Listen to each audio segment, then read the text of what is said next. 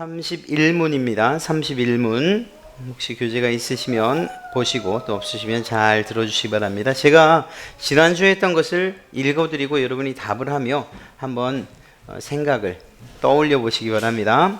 제가 질문을 하죠. 31번째 질문입니다. 왜 예수님을 기름 부음을 받은 자라는 뜻이 그리스도라고 부릅니까? 성부 하나님께서 성령으로 기름 부으심으로 우리의 구속에 대한 하나님의 오묘한 경륜과 뜻을 완전하게 계시해 주는 위대한 선지자가 되셨고, 자기 몸을 화목제로 드려 우리를 구원하셨을 뿐 아니라 늘 우리의 기도를 하나님께 간구하는 대제사장이 되었으며, 우리를 말씀과 성령으로 다스리시고 죄에서 승리하시는 삶을 살도록 늘 지켜 보호하시는 영원한 왕이 되셨기 때문입니다. 네, 그리스도라는 뜻이 그리스도라는 단어가 무엇을 의미한다고 말씀드렸죠? 어떤 뜻이 있다고요? 예, 기름을 부은다, 기름 부음 받은 자라는 뜻이 바로 그리스도예요. 그리고 그것이 헬라어로 히브리 말로는 어떤 단어라고 했죠? 네, 메시아. 메시아와 그리스도는 같은 뜻이에요. 그래서 기름을 붓는다. 그런데 이 당시에 어떤 직분에 누군가를 임명할 때에 그 외적인 형식이 무엇이었냐? 그것이 바로 기름을 붓는 거였어요. 기름을. 그래서 기름을 막 식용유를 붓듯이 콜콜콜 쏟는 것 아니고요. 또 그렇게 정말 머리에 부은 기름이 이 수염을 타고 흘러내리는 아론의 수염, 그 향기로운 기름이 흐르는 것처럼 그렇게 붓기도 하지만 또 때로는 적시는 정도로 마시기도 하고. 자, 어찌됐거나 기름을 붓는 것은 특별한 직분을 수여할 때라고 했습니다. 그런데 그 특별한 직분이 몇 가지요? 세 가지. 그래서 무엇이라고 말씀드렸습니까? 선지자, 제사장, 왕. 이러한 세 가지 직분에 대해서 기름을 부어서 임명을 한다고 했습니다. 그리고 그것은 구약에 굉장히 많이 자주 등장하는 그러한 의식이라고 말씀을 드렸죠. 그런데 왜 예수님을 그리스도라고 하느냐? 예수님이 이렇듯이 기름 부음을 받았다라는 그러한 의미라는 거예요. 그러면 기름 부음을 받았다라고 할 때에 예수님에게도 앞서 말씀드린 세 가지의 직분을 감당하시고 또 그 책임 그리고 그 직분을 임명하시는 일들이 있었냐?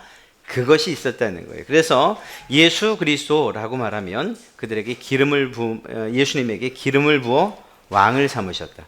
예수님에게 기름을 부어 선지자를 삼으셨다. 예수님에게 기름을 부어 제사장을 삼으셨다라는 그러한 의미가 함축되어 있는 것입니다. 우리가 봤던 31번째의 질문 안에는 이 세 가지 직분에 대한 설명이 너무나도 상세하고 자세하게 나와 있죠. 제가 묻죠. 선지자의 직분을 임명하면서 그 선지자가 해야 될 일들이 무엇이라고 했습니까? 오늘 있는 대로 한다면? 네, 오묘한 경륜과 뜻을 완전하게 계시해 주신다는 거예요. 하나님께서 가지고 계신 하나님의 뜻과 우리의 구원의 계획들을 완전히 알려주신다는 거죠. 선지자는 누구의 말을 해야 된다고요? 하나님의 말을 그대로 증거하는 것이 선지자라고 있습니다. 그래서 구약시대에도 하나님의 말씀이 아닌데 자기의 뜻대로 말을 전하고 자기의 생각들을 말할 때 거짓 선지자라고 말했어요. 그러니까 참된 선지자는 비록 매를 맞아도 때로는 침뱉음을 당하고 때로는 뺨을 맞고 때로는 구덩이에 갇혀지는 이런 예레미야와 같은 그러한 상황, 또 다른 선지자들의 그런 고통과 고난 가운데 있었지만 그들은 누구의 말을 전할 수밖에 없었는가? 하나님의 말씀만을 전할 수밖에 없었다는 거죠. 그래서 선지자. 자, 그런 면에서 볼 때에 예수님은 가장 위대하고 완전한 선지자라고 말할 수 있어요. 이유가 뭘까요? 누구의 뜻과 누구의 계획을 그대로 전할 수 있었기 때문에 하나님의 뜻. 완전하게 전할 수 있는 이유가 무엇이었습니까? 예수님은 곧 하나님이시기 때문에요. 삼위일체에 우리가 앞서 살폈던 그 삼위일체의 교리가 여기에 이렇게 잘 적용되는 거예요. 그러니까 예수님께서 어떤 일들, 특별히 구속에 관한 일들을 하셨을 때에 그것을 말씀하실 때 그것은 누구의 뜻이라고 보면 되는가? 하나님의 뜻이라고 봐도 결코 틀리지 않은 거죠. 그래서 완전한 선지자의 직분을 감당하신 분이에요. 또 그 다음은 무엇이라고요? 제사장. 제사장의 직분은 특별히 대제사장으로서 어떤 일들을 하셨습니까? 자기 몸을 화목제로 드리는 것과 그리고 우리를 구원하셨다는 것, 그리고 우리를 위해서 기도하신다는 것. 자, 이 세 가지인데요. 가만 생각해 보면 예수님이 하셨던 일들을 생각해 보면 충분히 이해할 수 있는 거예요. 외우지 않더라도. 첫째는 자기 몸을 화목제로 드리셨어요. 어디에다 화목제로 드리셨을까요? 십자가에. 십자가에 자기 몸을 제물로 내주셨어요. 예수님께서. 그 제물로 내주시는 이유가 뭐죠? 누구를 구원하기 위해서? 바로 나를 구원하기 위해서. 자, 그리고 부활 승천하셔서 지금 어디 계시는가? 하나님 우편에 계셔요. 우편에서 놀고 계시냐? 그게 아니라 그랬죠. 어떻게 해요? 여러분들을 위해서, 바로 여러분들을 위해서, 저를 위해서 지금도 중보하고 계신다는 거예요. 그러니까 세 가지는 굳이 외우지 않으셔도 돼요. 화목제로 십자가에 자기 몸을 드리고, 또한 우리를 구원하셨고, 또한 우리를 위하여서 간구하시고 계시다. 대제사장이 바로 그 역할을 감당했잖아요. 하나님과 이스라엘 백성 사이에 중보자의 역할을 누가 감당했습니까? 제사장들이 그 일을 감당했지 않습니까? 특별히 이스라엘의 대속죄일이라고 하는 1년에 한 번 있는 날은 대제사장이 지성소까지 들어가서 백성들의 죄를 용서해 주십시오라는 그러한 제사를 드렸던 거죠. 중보의 역할을 그 당시에 구약시대에 행하던 그 사람, 바로 대제사장의 역할을 누가 완전히 이루셨습니까? 예수님께서 완전히 이루셨다는 거예요. 자, 그 다음에 왕의 직분으로서 기름 부음을 받았습니다. 왕은 1차적으로 뭘 하죠? 다스리는 일을 해요. 그리고 또 다른 나라들로부터 자국민을 보호해요. 바로 그거예요. 그 내용에 대해서 이야기하고 있는 것입니다. 그래서 영원한 왕이 되셨는데 왜 영원한 왕이 되셨는가? 첫째는 말씀과 성령으로 우리를 다스리시기 위한 완전한 왕이 되셨어요. 또한 이미 십자가에서 죄를 승리하시는, 그 죄의 모든 문제, 사망의 문제를 해결하신, 승리하신 그러한 분이시고, 그 삶을 살도록 우리를 지키시고 보호해 주시기 위해서 왕이 되셨다는 사실이에요. 그런 면에서 볼 때에 예수님의 세 가지, 이 삼중직, 세 가지 직분에 대해서 우리가 잘 이해하면 우리의 신앙생활에 매우 큰 유익이 되는 거예요. 예수님께서 다른 사람 아니에요. 바로 여러분, 나를 위해서, 여러분 각자 한 사람을 위해서 기름 부음을 받으셨는데, 말씀드린 것처럼 선지자로서, 대제사장으로서, 왕으로서 기름 부음 받으셨다. 대제사장이 무슨 일을 하느냐? 선지자가 무슨 일을 하느냐? 왕이 무슨 일을 하느냐? 주님께서 나에게 이러한 은혜를 베풀고 계시구나. 한 가지 그냥 우리가 예를 들어서, 하나님의 말씀이 전혀 이해가 잘 되지 않아요. 하나님, 나 이거 어떻게 하면 이걸 잘 이해할 수 있을까요? 그러면 어떤 직분으로 기름 부음 받은 그 주님께서 여러분에게 도와주실까요? 바로 선지자. 성령으로서 여러분 안에 잘 깨달아 알게끔 가르쳐 주시는 거죠. 누구의 말씀을? 하나님의 말씀을 말입니다. 우리가 죄의 문제에 대해서 막 고민을 하고, 하나님, 내가 이 죄를 어떻게 해결해야 됩니까? 그때는 어떤 기름 부음 받으신? 대제사장으로 기름 부음 받으신 예수 그리스도를 생각하세요. 주님께서 나를 위해서 완전한 제사를 드리셨구나, 십자가에서. 그리고 지금 나를 위해서 간구해 주시는구나. 십자가 사건을 통해서 우리를 구원해 주시구나. 이렇게 믿을 수 있는 거죠. 여러분 힘드시죠? 어렵죠? 메르스니 정말 우리에게 다가오는 위험한 일들이 많죠. 그때 여러분들이 힘있게 세상을 살아갈 수 있는 유일한 방법이 무엇이냐? 그때 누구를 기억하는 거예요? 왕 되신 예수님을 기억하는 거예요. 예수님께서, 나의 왕 되신 예수님께서 나를 이렇게 지켜주시는데 내가 겁날 게 뭐 있나? 자, 이제 우리가 좀 더 살펴볼 텐데요. 미리 말씀드리죠. 이 땅 가운데에서는 영적인 전투에서 승리케 하시는 왕이에요. 그런데 우리가 정말 또 다른 왕의 권세는 언제 나타나느냐? 다스림에서 나타나는 것이고, 그것은 하나님 앞에 가서 다스리는 일들이 나타나요. 그 권세를 우리에게 주셨다고 했어요. 제가 너무 쉽게 말하는지 몰라도 지난주에도 말씀드렸던 것처럼 정말 최악이면 우리가 어떻게 된다고요? 최악이라고 생각하면 이 세상에서 바이바이 하고 하늘나라 가는 거예요. 이게 최악이에요, 저희에게. 그런데 놀랍게도 왕의 직분으로서 왕의 그 직분에 승리하는 것뿐만 아니라 다스림이 있는데, 그 영원한 다스림은 정말 하나님 앞에 갔을 때부터 시작된다고 본다면 우리의 마지막은 마지막이 아니라 새로운 세계, 새로운 왕국의 시작이 된다는 거죠. 그런 면에서 우리는 결코 어떤 일에도 두려워할 이유가 없다는 거예요. 세상이 아무리 여러분을 힘들게 하고 우울해하고 또 슬프게 하고 낙심하게 한다 하더라도 그것 때문에 우리의 영혼이 위축되거나 하나님을 향해서 등을 돌리거나 하나님을 배반하거나 할 일이 결코 없다는 것입니다. 그런 면에서 예수님의 이런 삼중직은 우리의 신앙생활에서 매우 중요한 그런 역할을 한다는 것을. 자, 그런데 이런 상황 가운데에서 예수님은 알겠다는 거예요. 예수님이 그런 세 가지의 직분을 가지고 계시다는 건 알겠어요. 그런데 왜 우리를 그리스도인이라고 부르냐는 거예요. 우리가 기름 부음을 받았는 거. 여러분 기름 부음을 받았습니까? 어떻게 임명되셨어요? 제가 여러분들 교사로 직분할 때 나오세요 그러고 기름을 이렇게 발라드리던가요? 참기름으로? 그렇게 한 적 없죠. 기름 부음을 받지 않았음에도 불구하고 왜 그리스도라는 기름 부음 받은 자라는 그러한 호칭으로 우리를 부르냐는 거예요. 여러분들 그냥 편안하게 하기 위해서 성도님 해야 되는데 그 님자 붙이기 힘들어서 그리스도인 이렇게 이야기하려고요? 아니에요. 그게 아니에요. 그리스도인이라는 이름, 여러분들에게 불려지는 이 호칭이 매우 큰 유익이, 우리 신앙생활에서 유익이, 때로는 우리가 살아야 되는 삶의 방식이 그 이름에 담겨 있기 때문인 것입니다. 여러분들을 그리스도인이라고 불러요. 그렇지 않습니까? 오늘 여러분들과 함께 읽었던 이 안디옥 교회에서 그리스도인이라고 불려지는 일이 처음 있었어요. 당시의 그리스도인이라는 그 호칭은 사실은 조롱과 또 핍박 아니면 비아냥거림이 좀 섞여 있었어요.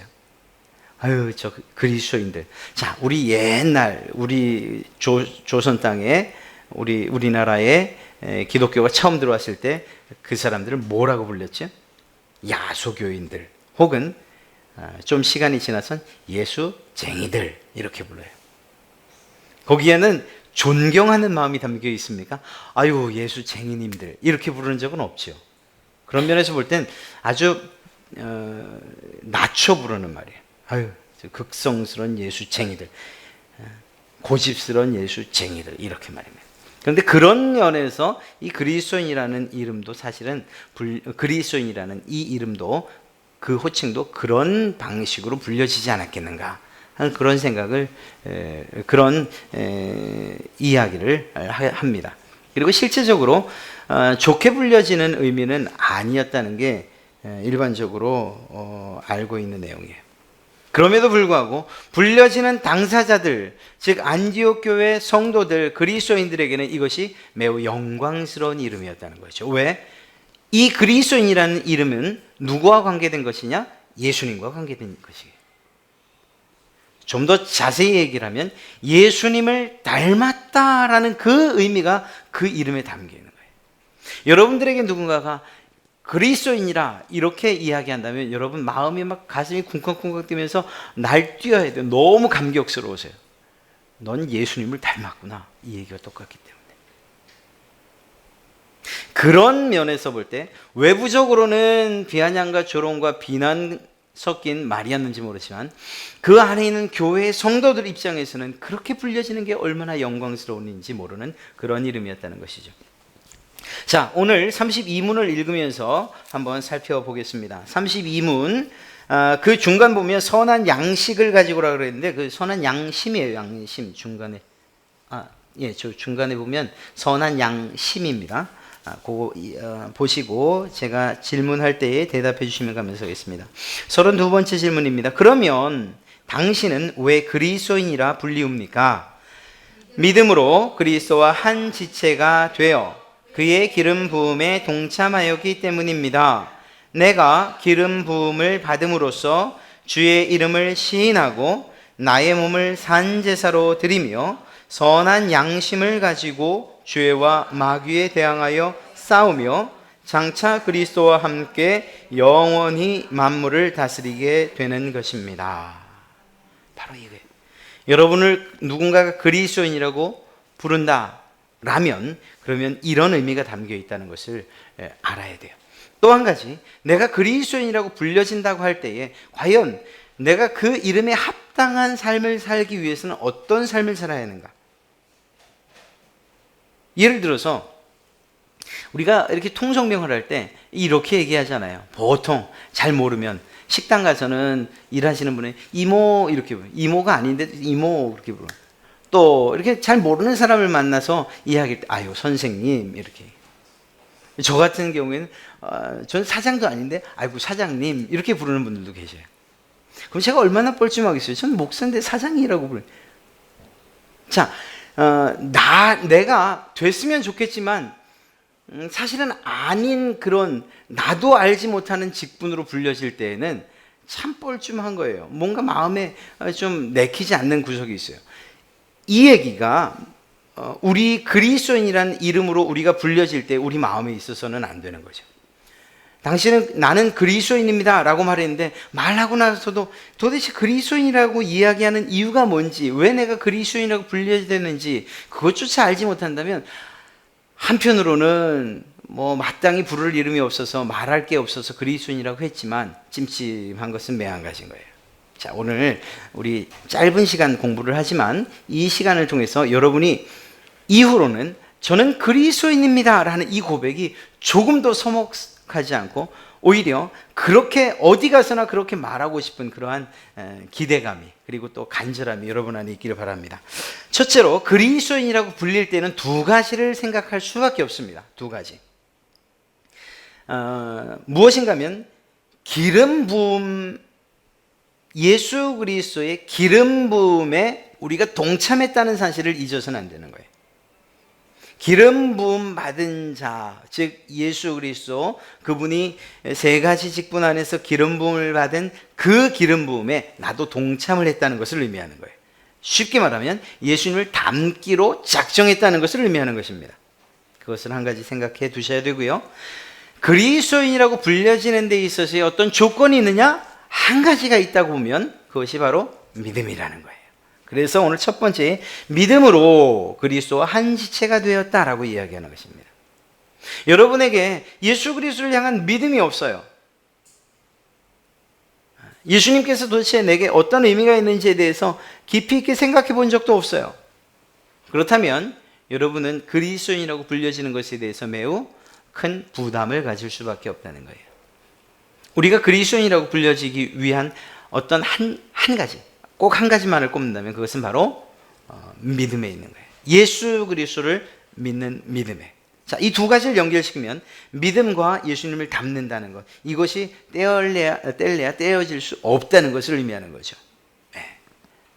여러분이 그리스도인이라 불려질 그때에는, 그리고 그것이 여러분 안에서 자랑스럽게 느껴질 때에는 이미 여러분은 예수 그리스도를 믿는 자이고 또한 예수님을 닮기로 작정한 자라는 것을, 그것을 의미하는 것이라고 말할 수 있습니다.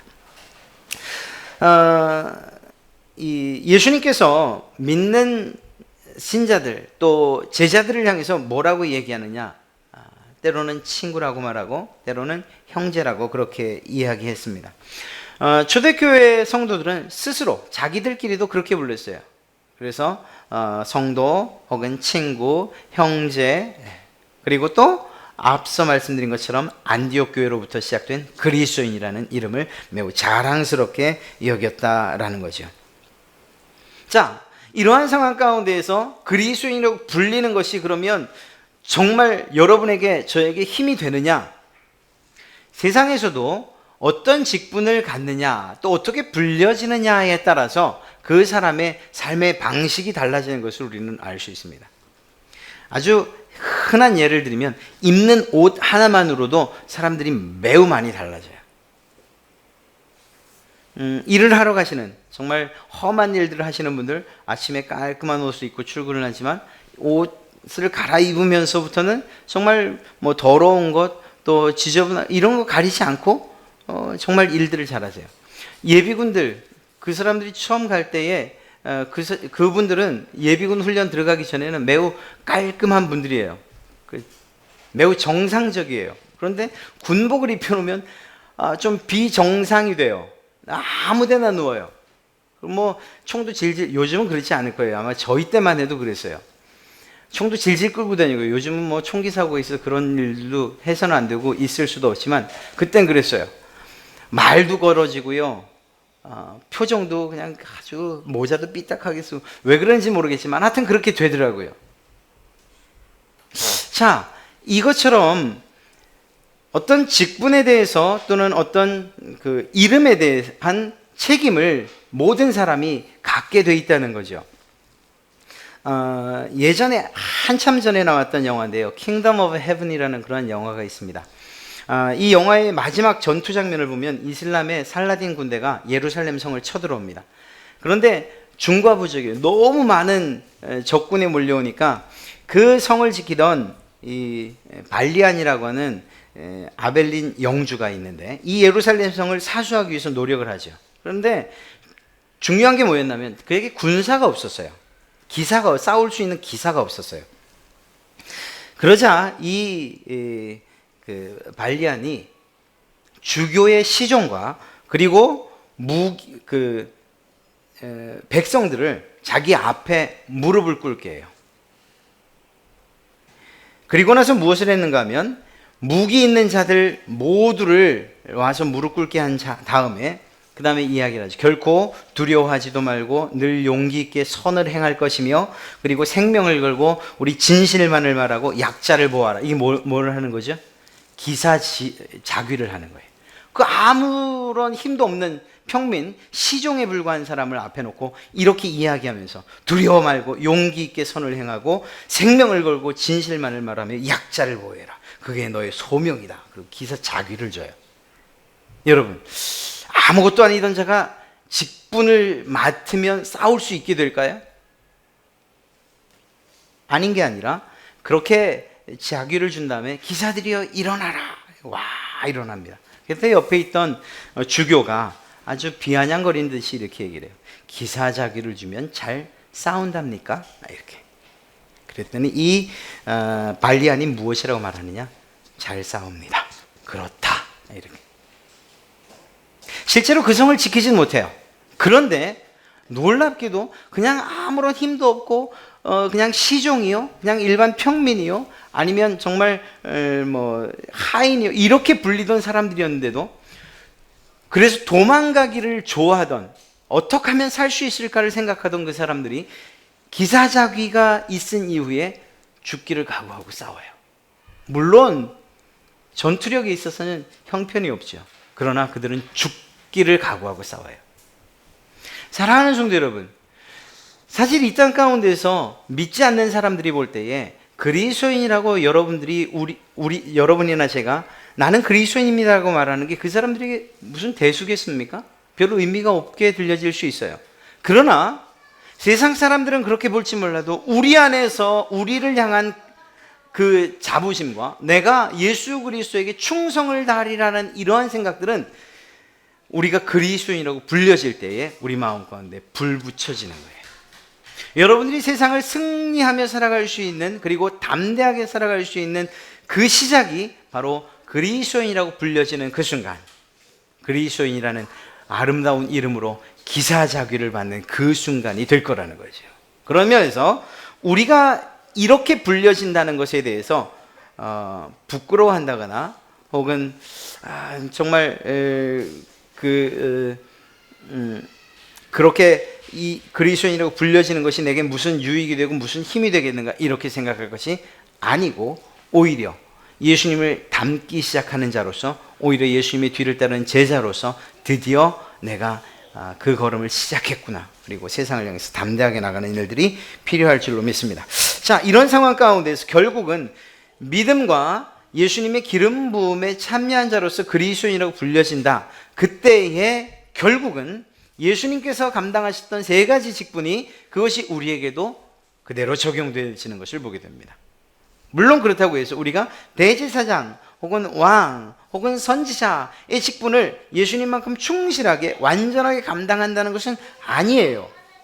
그럼에도 불구하고 예수님의 기름 부음에 동참을 했다는 그 사실, 그래서 여러분들도 선지자의 직분을 가지고 살아가야 되고, 여러분들도 제사장의 직분을 가지고 살아가야 하고, 여러분들도 왕의 직분을 가지고 살아가야 한다는 이것이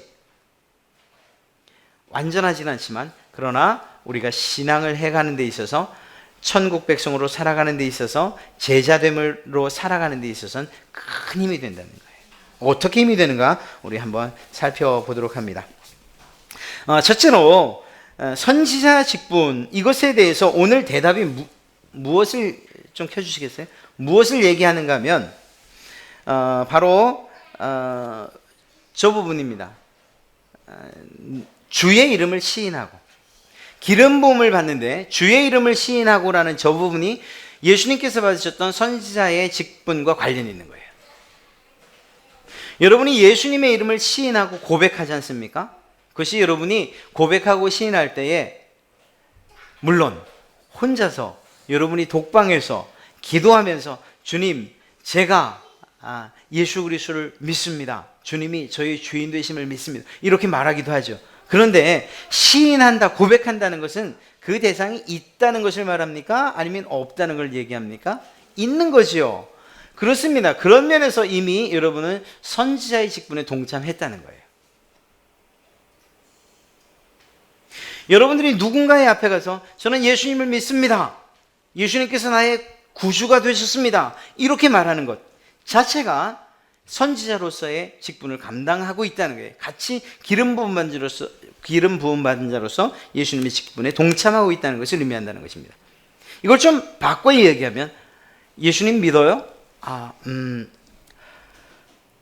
믿는다고 하면 뭔가 불이익을 당할 것 같고 또 내 삶에 위축이 될 것 같아서 그냥 시간 나면 나가요.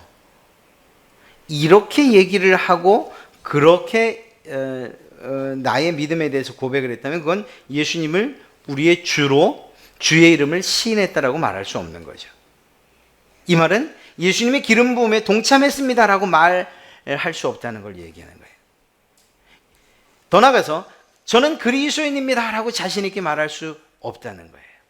여러분이 저는 그리스도인입니다 라고 이야기하려고 한다면 때로는 불이익을 당하고 때로는 정말 매를 맞거나 때로는 따돌림을 당하는 일이 있어도 나는 예수님을 믿습니다 혹은 예수 그리스도의 그 이름을 시인하고 고백하는 일들이 있어야 된다는 거죠.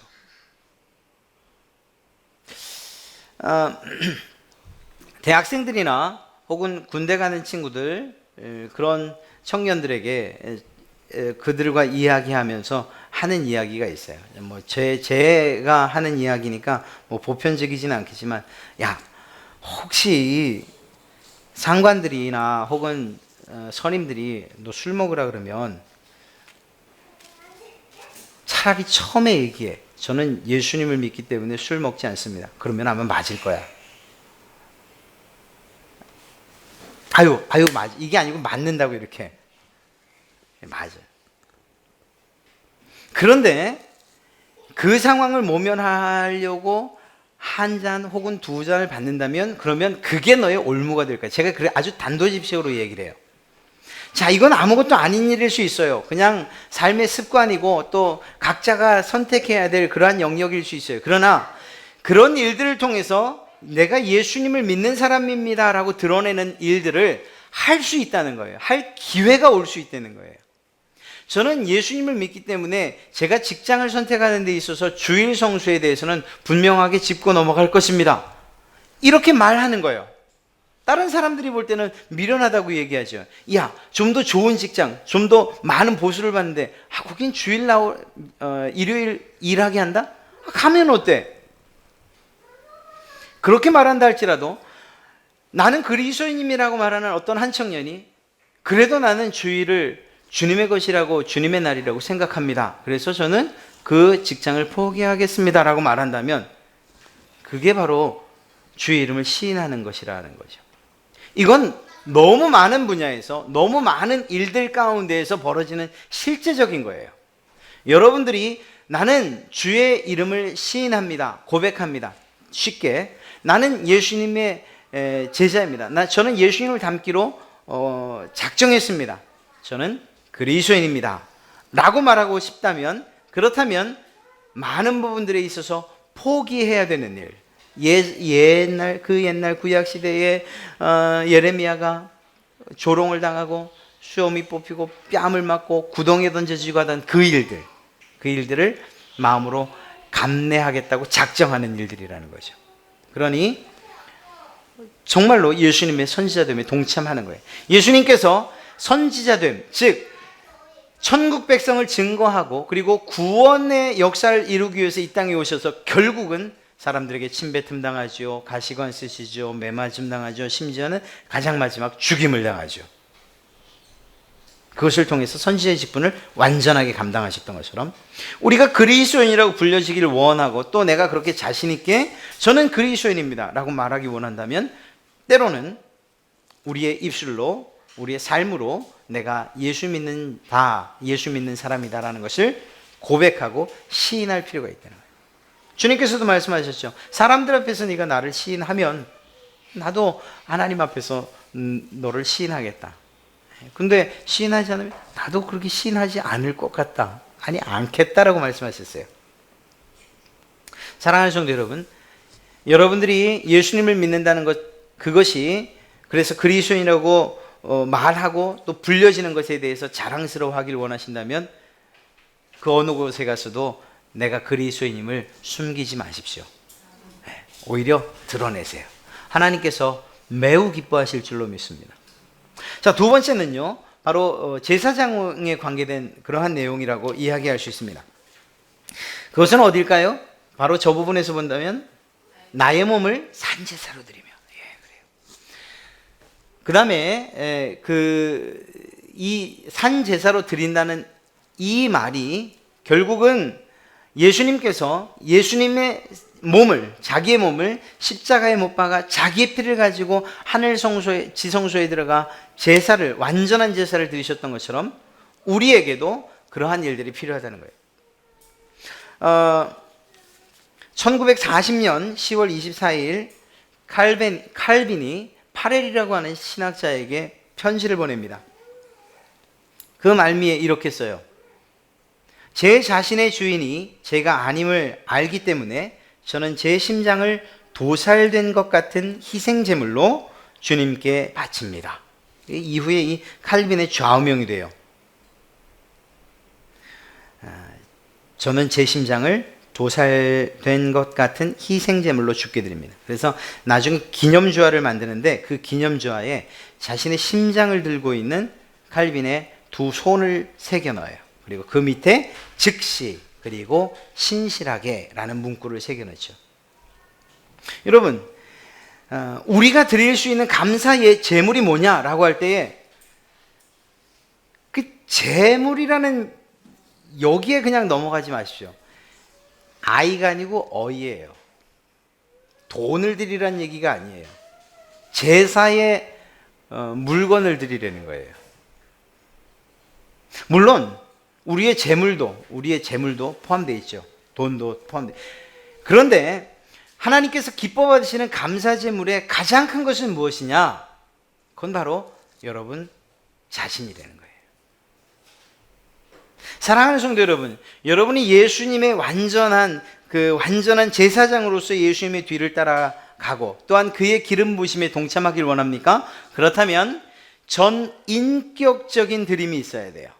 자, 여기서 전인격적이라는 것은 제가 늘 이야기하는 세 가지가 포함된 거예요. 첫째는 우리의 이 지식이 포함되어야 되고요. 두 번째는 우리의 감정도 포함되어야 되고요. 우리의 의지도 주님께 드려져야 되는 거예요. 여러분들이 감사제물로 나를 드리겠습니다, 산제물로 저를 드리겠습니다 라고 할 때에 제 생각만 드리지요? 우리의 마음만 드리죠. 생각과 마음만 드리죠. 아니라는 거예요. 이걸 예로 들어서 이렇습니다. 예배를 우리가 드려야 된다. 하나님 앞에 온전한 예배를 드려야 된다 그럴 때 우리가 알아요. 알고 있어요. 잘 알고 있어요. 마음으로도 느껴요. 그런 사실들에 대해서. 그런데 예배를 드리지 않아요. 의지를 활용하잖아요. 그건 드림이 아니라는 거예요. 저기 말하고 있는 나의 몸을 산제사로 드리며 라고 할 때에는 실제로 우리의 지적인, 정적인, 의지적인 모든 요소, 전 인격적인 모든 것. 그래서 우리의 삶, 생활도 포함되어 있는 거예요. 인생도 포함되어 있는 거예요. 이걸 다 드리겠다고 고백하는 거예요. 칼빈이 내 심장을 주님 앞에 드립니다 라고 이야기했던 것처럼.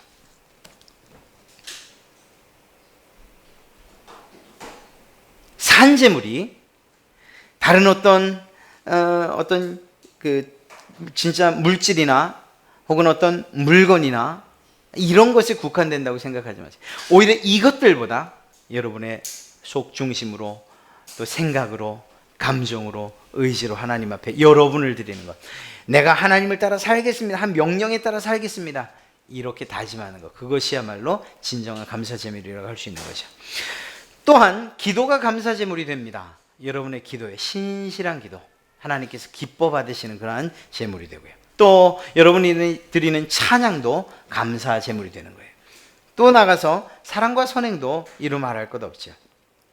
사랑하는 성도 여러분, 여러분이 제사장으로서 예수님의 뒤를 따라 살고 싶다라고 할 때에 감사제로 또 나의 몸을 산 제물로 드린다는 이 의미를 우리의 제사장됨과 연결시키시길 바라요. 제사장, 예수님이 가셨던 그 길을 뒤따르는 여러분의 모든 인생이 온전히 주님께 드려지기를 간절히 축원합니다. 마지막으로 왕의 직분에 따라서 이야기하는 것은 무엇이냐? 마귀에 대항해 싸우는 것과 다스리는 거예요. 자, 여기에는 왜 두 가지를 썼을까요? 아까 처음에 말씀드렸죠? 우리가 이 땅에 사는 동안은 사실 완전한 다스림은 없어요. 네. 그거는 정말 하나님 앞에 가 서는 날, 하나님 나라가 정말 그 영원한 하나님 나라가 시작되는 그때의 다스림이 완성되는 거예요. 오히려 이 땅은 여전히 치열한 전투가 계속되는 거예요. 왕이 무엇을 한다고요? 자기의 백성들을 보호하기 위해서 끊임없이 싸워요. 우리를 지키기 위해서 끊임없이 싸워요. 바로 그 일처럼 영적인 전투에 대해서 우리는 늘 싸워야 하는 존재라는 거예요. 그런 면에서 예수님께서 왕으로 기름 부음 받았다는 사실이 우리에게 큰 힘이 되고 도움이 되는 거예요. 여러분이 결코 질 수 없다는 것을 그걸 보장하는 일이기 때문에 그렇습니다. 말씀드린 것처럼 슬픈 일이 있을 수 있지요. 낙심되는 일이 있지요. 때로는 질병 때문에, 때로는 돈 때문에, 사업 때문에, 또 사람들 때문에, 때로는 뭐 자식들 때문에 말입니다. 왜 그런 일들이 없겠어요? 전쟁에서 실패하고 낙심하고 내가 이제 이 전쟁만큼은 졌다 싶은 그런 일들이 왜 없겠어요? 그러나 그런 가운데에서도 우리가 낙심하고 포기할 수 없는 이유가 무엇이냐?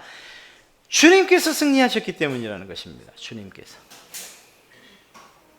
그리고 그 주님께서 승리하셨기 때문에 내가 승리할 수 있습니다라고 믿는 것이고, 예수 그리스도가 왕의 직분을 받기 위해 기름 부음 받은 것처럼 우리도 그 기름 부음에 동참한다는 거예요. 그래서 결과적으로 예수님의 승리에 나도 동참한다는 거죠. 사랑하는 성도 여러분, 이 세상 가운데 여러분을 힘들게 하고 어렵게 하는 일들이 있다 손치더라도 그것들이 여러분을 결코 거꾸로 뜨리거나 낙심하게 하거나 넘어져 일어나지 못하게 할 일들이 아니라는 것입니다. 로마서 8장에 있는 그 후반절에 있는 그 무엇도 하나님의 사랑에서 여러분을 끊을 것이 없다는 사실을, 그 말씀을 믿으시길 간절히 축원합니다.